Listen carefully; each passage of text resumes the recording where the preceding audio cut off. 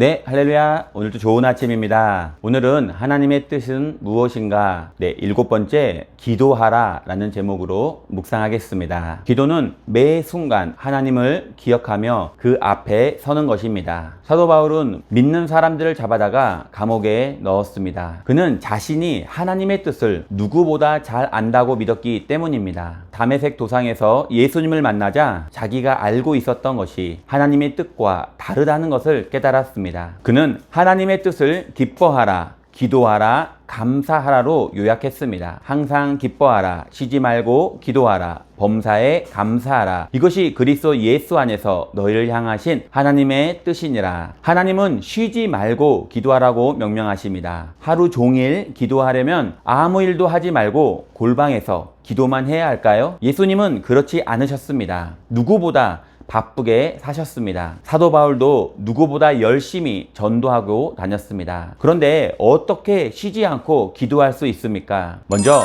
잘못된 기도는 할수록 해가 됩니다. 기도한다는 것은 내 힘으로 안 되니 나를 도와달라는 것입니다. 그런데 나의 기도로 신을 움직일 수 있다는 생각입니다. 한마디로 말하면 지성이면 감천이라는 것입니다. 인간의 지극정성이 하늘을 감동시켜 신이 내 소원을 들어준다는 것입니다. 하지만 이런 것이 기도라면 어린아이가 장난감 가게에서 울고불고 때를 써서 끝내 원하는 장난감을 손에 쥐는 것과 다를 바 없습니다. 예수님은 두 가지 잘못된 기도를 알려주셨습니다. 또 너희는 기도할 때 외식하는 자와 같이 하지 말라. 그들은 사람에게 보이려고 회당과 큰 거리 어귀에서 서서 기도하기를 좋아하느니라. 내가 진실로 너희에게 이르노니 그들은 자기 상을 이미 받았느니라. 너는 기도할 때에 내 골방에 들어가 문을 닫고 은밀한 중에 계신 내 아버지께 기도하라. 은밀한 중에 보시는 내 아버지께서 갚으시리라. 또 기도할 때에는 이방인과 같이 중언부언하지 말라. 그들은 말을 많이 하여야 들으실 줄로 생각하느니라. 유대인의 기도가 왜 잘못되었다고 하십니까? 사람들을 의식해서 기도하기 때문입니다. 그래서 골방에 들어가서 기도하라고 하신 것입니다. 이방인의 기도는 무엇이 잘못되었습니까? 중언부언하기 때문입니다. 마치 주문을 외우듯 같은 말을 반복합니다. 그러면 우리가 하는 기도는 어떻습니까? 우리의 기도가 잘못되었다면 아마 기도할수록 문제가 생길 것입니다. 척추가 휘어 있으면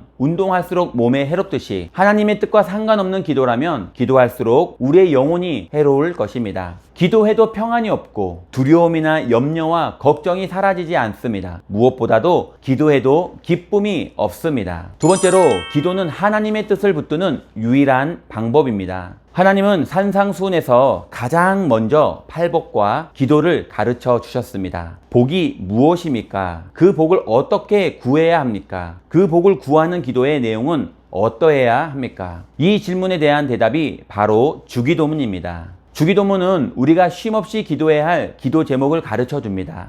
주기도문은 가장 먼저 하나님의 이름, 하나님의 나라, 하나님의 뜻을 위한 기도라고 말합니다. 내 이름을 내고 내 왕국을 이루고 내 소원, 내 꿈을 이루는 기도와는 전혀 다른 것입니다. 주기도문 두 번째는 일용할 양식과 죄 사함과 시험과 악에 빠지지 말 것을 구하라고 하십니다. 내 먹을 것과 나만 용서해주고 나만 시험에서 구해달라는 것이 아닙니다. 내가 아니라 우리를 위한 기도입니다. 개인만을 위한 기도가 아니라 공동체를 위한 기도입니다. 예수님을 따르는 제자들은 이렇듯 하나님을 위하고 공동체를 위하는 기도를 하였습니다. 예수님은 그 기도의 모범을 보여주셨습니다. 바로 겟세마네 동산에서 마지막 밤에 드린 기도입니다. 예수님은 죽을 힘을 다해 기도하셨지만 내 뜻대로 하지 말고 아버지의 뜻대로 하라는 것입니다. 피할 수만 있다면 피하고 싶었지만 끝내 내 뜻을 꺾는 기도를 하셨습니다. 또한 제자들을 위해 기도해 주셨습니다. 누가복음 22장에 시몬아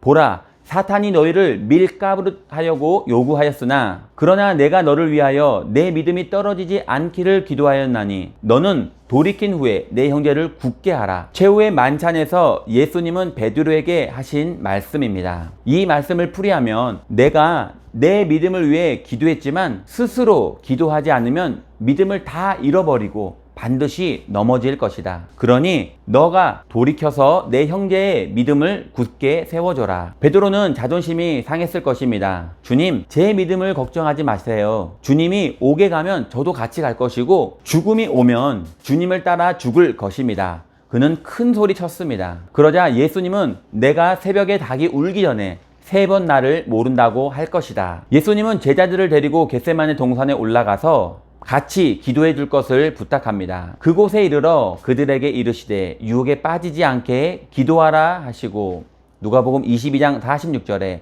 이르시되 어찌하여 자느냐 시험에 들지 않게 일어나 기도하라 하시니라. 유혹에 빠지지 않도록 기도해라. 그만 자고 기도해라. 시험에 들지 않도록 기도해라. 반복해서 말씀하십니다. 처음 기도를 가르쳐 주셨을 때나 마지막 겟세마네 동산에서 시종일관 기도해야 할 제목은 무엇입니까? 우리가 기도하지 않으면 반드시 유혹과 시험에 빠진다는 것입니다. 헬라어는 유혹과 시험 두 단어가 동일합니다. 기도의 목적은 내 뜻을 구하다가 유혹이나 시험에 빠지지 않는 것입니다. 기도의 목적은 하나님의 뜻을 분별하고 그 뜻을 놓치지 않는 것입니다. 세 번째로 예수님의 뜻에 따라 기도해야 합니다. 왜 기도해야 하는지, 무엇을 왜 기도해야 하는지 분명해지면 쉬지 않고 기도하게 됩니다. 예수님의 뜻을 알고 예수님의 뜻 안에 있는 것입니다. 예수님을 알기 위해 예수님을 생각하고 예수님의 말씀을 묵상하는 것보다 더 바른 기도가 없습니다. 그래서 기도란 처음에는 아기가 옹알이 하듯이 내 이야기를 하다가 조금 성장하면 다른 아이들이 갖고 있는 것 나도 달라고 조르다가 장성해지면 누군가의 이야기를 들어주고 그들의 필요에 눈을 뜨는 단계로 넘어갑니다. 그야말로 성숙해지는 것입니다. 어떻게 하면 이런 성숙이 가능할까요? 예수님은 내게 붙어 있으라고 말씀하십니다. 예수님과 친해지는 것입니다. 예수님과 하나 되는 것입니다. 요한복음 15장 5절에 나는 포도나무요 너희는 가지니 저가 내 안에 내가 저 안에 있으면 이 사람은 과실을 많이 맺나니 나를 떠나서는 너희가 아무것도 할 수 없음이라. 예수님은 기도란 내 이름으로 아버지께 무엇이든지 구하는 것이라고 말씀하십니다. 여기서 내 이름으로라는 것은 예수님의 이름에 걸맞는 기도를 하라는 것입니다. 다시 말해 내가 구하는 것과 같은 것을 너희도 구하라는 말씀입니다. 그렇게 구할 때 아버지께서는